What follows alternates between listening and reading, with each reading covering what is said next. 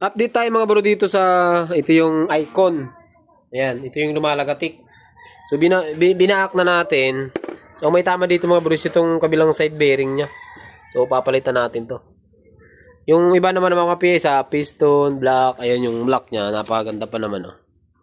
Linis lang to, pati mga gasket ibabalik natin kasi hindi pa naman nasira. Hindi naman masilan to mga GY6 mga bro no.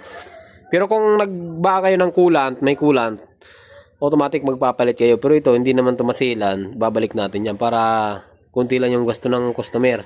Siyempre, i-grind natin to para siguradong walang usok. Tapos, check natin yung valve seal kung maganda pa. Tapos, siyempre, yung piston, lilinisan natin. So, update ko lang kayo mga bro kapag ka nabuo na natin to. So, tinan nyo to, kinakalawang oh. Oh. Ay, kalawang yan boy. Ano, kinakalawang oh. Na-stock na to eh. Matagal lang na-stock tong motor na to kaya nagkaganito na siguro.